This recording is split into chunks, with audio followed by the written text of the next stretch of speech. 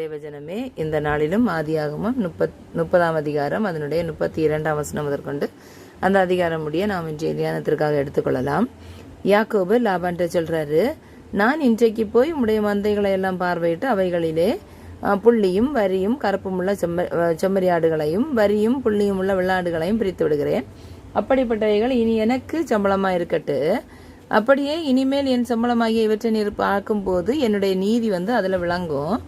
புள்ளியும் வரியும் இல்லாத வெள்ளாடுகளும் கருப்பான செம்மறியாடுகளும் என்னிடத்துல இருந்தா என்னால் திருடி கொள்ளப்பட்டவைகளா எண்ணப்படட்டும் அப்படின்னு சொல்றாரு. அதுக்கு லாபான் சொல்றாரு, நீ சொன்னபடியே ஆகட்டும் அப்படின்னு சொல்றாரு. அந்நாளிலே கலப்பு நிறமும் வரியும் உள்ள வெள்ளாட்டு கடாக்களையும் புள்ளியும் வரியும் உள்ள வெள்ளாடுகள் யாவையும் சற்று வெண்மையும் கருமையும் உள்ள செம்மறியாடுகள் யாவையும் பிரித்து தன் குமாரரிடத்தை கொடுக்கிறாரு லாபான்.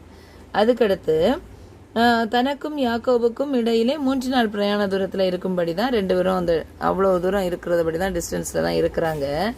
லாபானுடைய மற்ற ஆடுகளை யாக்கோபு மேய்த்து வந்தார்.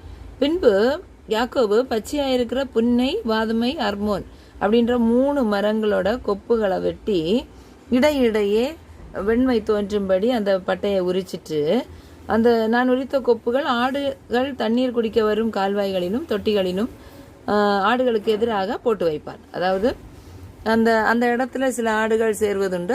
அதன் மூலமாக போடுகின்ற குட்டி கலப்பு நிறமாக வர வேண்டும் என்பதற்காக இந்த கொப்புகளை கொண்டு போய் யாக்கோபு போடுறாரு. அதை என்ன பண்ணுவார் அப்படின்னா, பலமான ஆடுகள் பொலியும் போது இந்த கொப்புகளை கொண்டு போடுவார். கலப்பு நிறமான குட்டிகளை போட வேண்டும் என்பதற்காக. பலவீனமானவைகள் போடும்போது பலவீனமானவைகள் சேரும்போது இவர் போட மாட்டார் அந்த கொப்புகளை. அதனாலதான் வசனம் சொல்லுது பாருங்க, பலமானவைகள் பலம் உள்ளவைகள் யாக்கோபையும் பலவீனமானவைகள் லாபானையும் சேர்ந்தது அப்படின்னு சொல்லிட்டு கடைசி வசனம் 43ஆம் வசனத்துல பாத்தீங்கன்னா, இவ்விதமாய் அந்த புருஷன் மிகவும் விருத்தி அடைந்து திரளான ஆடுகளும் வேலைக்காரிகளும் வேலைக்காரரும் ஒட்டகங்களும் கழுதைகளும் உடையவனானான். அப்போ இதுல யாக்கோபுடைய புத்திசாலித்தனம் என்றும் கூறலாம். யாக்கோபு தன் சொந்த மாமனாகிய லாபானை ஏமாற்றுகிறான் என்றும் கூறலாம். ஆடுகள் இவன் சம்பளமாக பெற்றுக்கொண்ட கலப்பு நிற குட்டிகளை போட வேண்டும் என்பதற்காகத்தான் அந்த கொப்புகளை உரித்து வெள்ளை தோன்றும்படி போட்டு விடுகிறான். பலவீனமானவைகளுக்கு போடவில்லை.